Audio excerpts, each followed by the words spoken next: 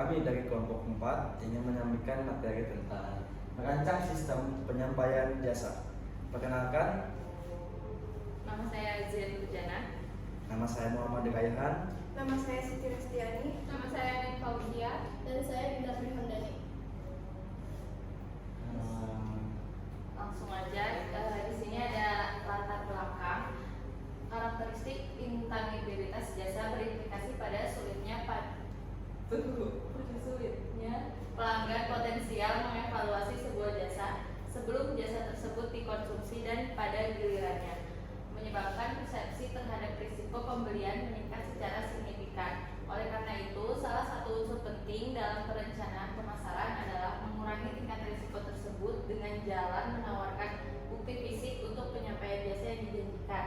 Bukti fisik ini bisa beraneka macam, diantaranya brosur, penampilan karyawan, gedung dan fasilitas fisik, garansi, dan seterusnya.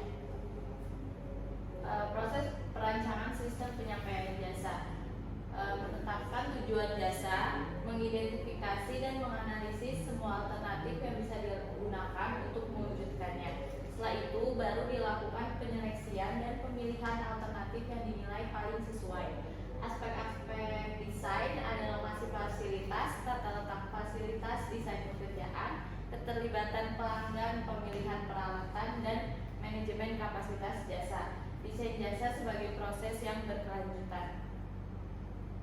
Untuk unsur-unsur desain jasa, keputusan desain jasa perlu mempertimbangkan sejumlah faktor utama. Di antaranya ada kontak pelanggan, bauran jasa, lokasi konsumsi jasa, desain fasilitas dan aksesori jasa, teknologi, karyawan, struktur organisasi, informasi, manajemen permintaan dan penawaran, prosedur, dan pengendalian.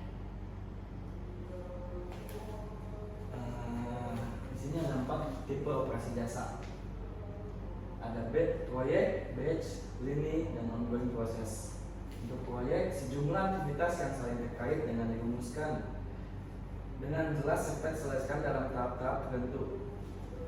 Dan juga batch, dalam operasi job show, jasa disesuaikan dengan spesifikasi dan kebutuhan pelanggan. Untuk lini flow, berhubungan dengan penyampaian jasa yang telah dilakukan sehingga rangkaian operasi yang dilakukan relatif sama. Selanjutnya ongoing proses. Kepolisian, barisan pemadam kebakaran, dan unit gawat darurat merupakan contoh jasa yang tergolong dalam tipe proses berkesinambungan. Rancangan desain sistem jasa. Jasa personal, pelayanan sesuai kebutuhan individu. Rancangan lini produksi, standarisasi dan efisiensi milik manufaktur. Partisipasi pelanggan, melibatkan pelanggan dalam produksi jasa. Swalayan, pelanggan berperan aktif dalam penyampaian jasa. Pemisahan operasi, memisahkan operasi kontak tinggi dan tanpa kontak langsung. Selanjutnya service blueprinting. Istilah lain untuk service blueprinting adalah service mapping atau service flow charting. Pada prinsipnya, service blueprinting merupakan rancangan garis visual yang bisa membantu para manajer untuk mendapatkan gambaran holistik tentang jasa dan layanannya, serta memperoleh wawasan manajerial mengenai karakteristik pengalaman pelanggan. Langkah-langkahnya, yang pertama ada identifikasi fungsi-fungsi pokok, yang kedua merumuskan zona visibilitas dan invisibility, yang ketiga menentukan waktu pelaksanaan dan penanggung jawab, yang terakhir ada menetapkan toleransi waktu. Selanjutnya ada service encounter dan service space.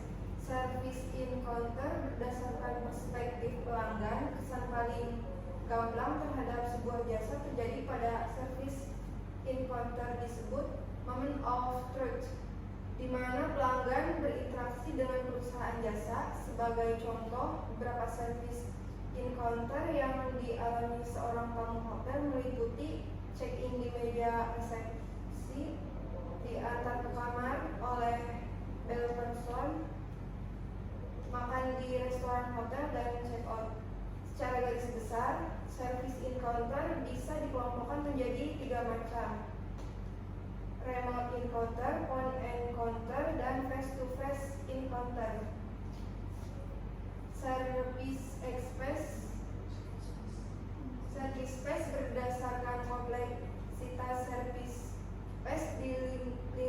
jasa bisa dikelompokkan menjadi dua kategori.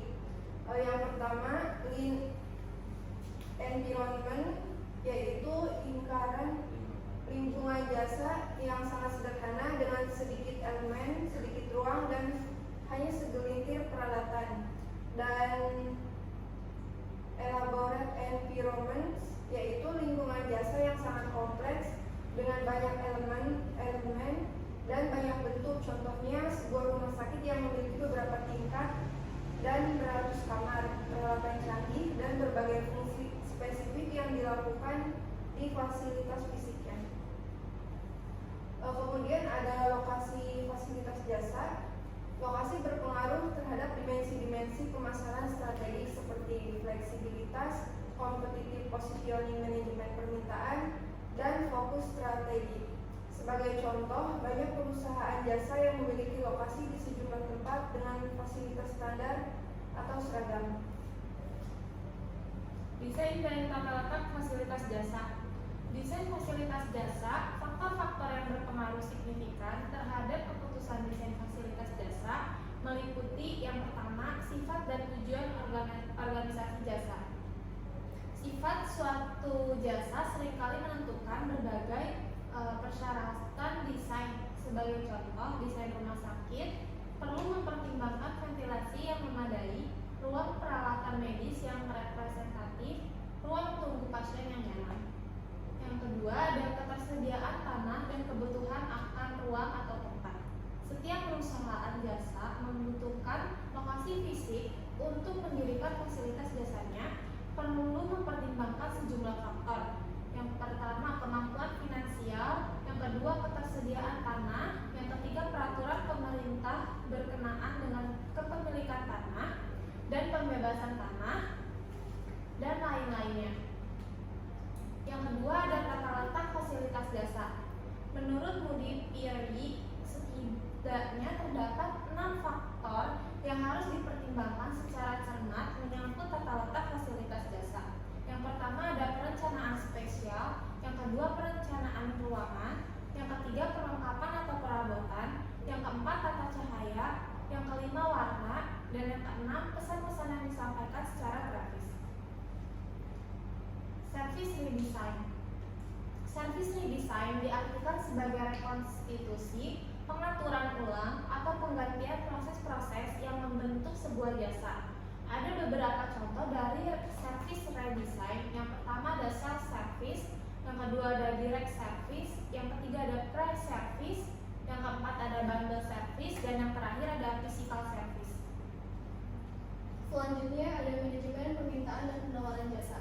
Identifikasi faktor determinan permintaan merupakan langkah krusial dalam rangka mengendalikan variasi permintaan. Sumber informasi yang bisa dimanfaatkan meliputi data penjualan historis, publikasi seperti koran, majalah. Sejumlah aspek berikut bermanfaat dalam membantu perusahaan untuk mengidentifikasi faktor-faktor. Selanjutnya ada peran karyawan dan pelanggan. Karyawan dan pelanggan memainkan peran penting dalam sistem penyampaian jasa, terutama dalam industri jasa yang mencirikan tingkat interaksi dan kontak pelanggan tinggi. Partisipasi pelanggan sebagai partial employees dalam berbagai situasi sangat dibutuhkan. Partisipasi pelanggan bisa berupa penyampaian informasi kepada penyedia jasa, produksi bersama atau joint production dengan bantuan dari pekerja jasa, dan pelanggan sebagai produsen tunggal swalayan yang mengerjakan semua service e-commerce spesifik. Selanjutnya yang terakhir itu ada kesimpulan. Jadi, proses desain sistem penyampaian jasa merupakan langkah krusial dalam menciptakan pengalaman pelanggan yang memuaskan dan efisien. Dalam industri jasa, elemen-elemen seperti people, process, and physical evidence berperan penting dalam membentuk persepsi pelanggan terhadap kualitas layanan.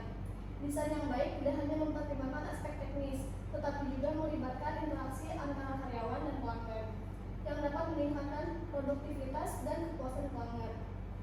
Unsur-unsur desain jasa seperti kontak pelanggan, bauran jasa, lokasi konsumsi, dan teknologi harus dipertimbangkan secara menyeluruh untuk menciptakan sistem yang efektif.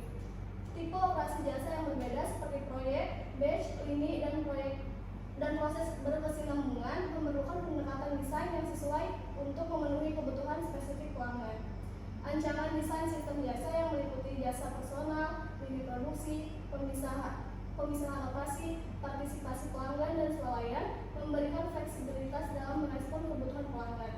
Service blueprinting, service encounter, dan service sketch adalah alat yang efektif untuk memahami dan merancang pengalaman pelanggan yang lebih baik. Lokasi fasilitas jasa dan desain tata letak juga sangat berpengaruh terhadap keberhasilan penyampaian jasa. Mempertimbangkan faktor-faktor seperti aksesibilitas, visibilitas, dan lingkungan sekitar dapat membantu perusahaan dalam menarik pelanggan dan menciptakan pengalaman yang positif. Dan yang terakhir, manajemen permintaan dan penawaran jasa serta peran karyawan dan pelanggan dalam sistem penyampaian jasa menjadi aspek penting yang tidak boleh diabaikan. Keterlibatan pelanggan sebagai co-producer dapat meningkatkan efisiensi dan kepuasan. Sementara karyawan yang terlatih dan berkomitmen akan memberikan kontribusi signifikan terhadap kualitas layanan. Cukup sekian materi yang dapat kami sampaikan, kurang lebihnya mohon maaf. Wassalamualaikum warahmatullahi